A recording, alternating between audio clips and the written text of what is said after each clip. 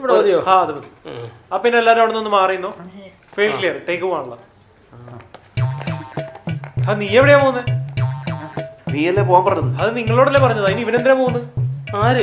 ഇതേ പുറകില്. ഇവരിവിടെ നിർത്തിയല്ലേ? ഇവിടെ നിന്ന്. ഓക്കെ. ആ അതെ. ഹലോ, ഫീൽഡ് ക്ലിയർ എല്ലാരും കൂടിയാ? ഞങ്ങളാണോ? ആ ഏരിയ നിന്ന് മാറണം, ഫുൾ മാറണം. ചോര തിളച്ച് മറിഞ്ഞ്. സാമേടാ ഞാൻ ആക്ഷൻ പറയട്ടെ, എന്നിട്ട് ചെയ്താൽ മതി. ഓക്കെ. ആ ലുക്ക് ഒന്ന് കൊടുത്ത്. എടാ ആ കൈപ്പത്തി നോക്കി വേണേ പറയാൻ. ക്യാമറയിലല്ല, കൈപ്പത്തിയിൽ. അപ്പോൾ okay, start camera rolling sir, action. അമ്മ കിടക്കയിൽ കിടന്നു. എനിക്ക് 5 വയസ്സായിരുന്നപ്പോൾ അവർ എയ്ഡ്സ് രോഗിയായിരുന്നു. ചോര തളം കെട്ടി നിൽക്കുന്ന ഓർമ്മയിൽ ആ കുഞ്ഞ് വളർന്നു വലുതായി. അവരെന്നെ കൊല്ലാൻ നോക്കിയപ്പോൾ അവളുടെ വയറ്റിൽ വളരുന്ന കുഞ്ഞിനെ കൊച്ചെന്നെ കൊച്ചാന്ന് വിളിച്ചിരിക്കും. അടിപൊളിയായിട്ടോ സാംബോയ്, നൈസ് ആയിട്ട്. നീ അടിപൊളിയായിട്ടാണ് ചെയ്തോണ്ടിരിക്കുന്നത്. കറക്റ്റാണ്. ആ നീ ഇത്തിരി കൂടി നിനക്ക് നന്നായിട്ട് ചെയ്യാൻ പറ്റും. 1-2 കാര്യങ്ങൾ ശ്രദ്ധിച്ചാൽ മതി.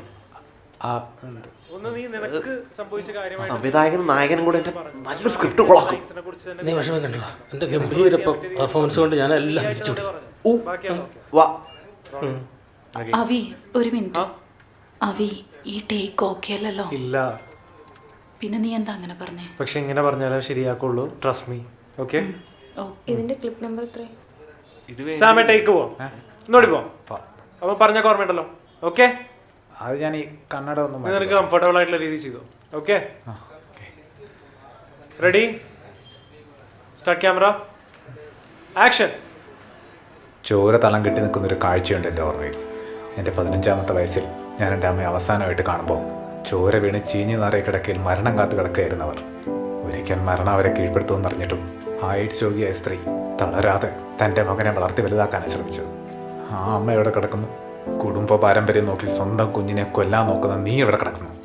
ആ വയറ്റി വളരുന്ന കുഞ്ഞിൻ്റെ തന്ത ഞാനാണെങ്കിൽ നീ പ്രസവിക്കുകയും ചെയ്യും, കൊച്ചെന്നെ അച്ഛന്ന് വിളിക്കുകയും ചെയ്യും. എങ്ങനെയുണ്ട്? നമ്മുടെ സാമാൻ തോന്നുന്നു. കോട കളിയാക്കായി എൻ്റെ സംവിധാന സിംഹമേ. എന്തൊക്കെ ടെക്നിക്കൽ സപ്പോർട്ട് ഉണ്ടെങ്കിലും ഒരു ആക്ടറിന്റെ ടൈമിങ് പക്കയുണ്ടല്ലോ, പിന്നെ ഒന്നും നോക്കാനില്ല. സൂപ്പറാണ്. നാച്ചുറലായിട്ട് കിട്ടുന്ന ഫീൽ ഉണ്ടല്ലോ, അതൊന്ന് വേറെ തന്നെയാണ്. പുള്ളിയുടെ ഡയലോഗ് ഡെലിവറി, ടൈമിങ് സൂപ്പർ. ഏത് ഈ ആർട്ടിസ്റ്റ് അധികം കണ്ടിട്ടില്ലല്ലോ. അവൻ ആക്ച്വലി ഞങ്ങളുടെ ഒരു കൂട്ടുകാരനാണ്. അവൻ ആദ്യമായിട്ട് അഭിനയിക്കുന്നത്. കണ്ടാ തോന്നില്ല കേട്ടാ.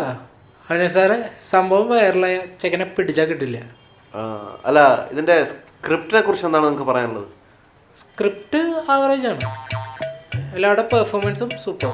പിന്നെ അവിനാഷ് സാറിൻ്റെ ഡയറക്ഷൻ കൂടി ആയപ്പോൾ സംഭവം അടിപൊളിയായി. അല്ല, ആരെൻ്റെ സ്ക്രിപ്റ്റ് റൈറ്റർ?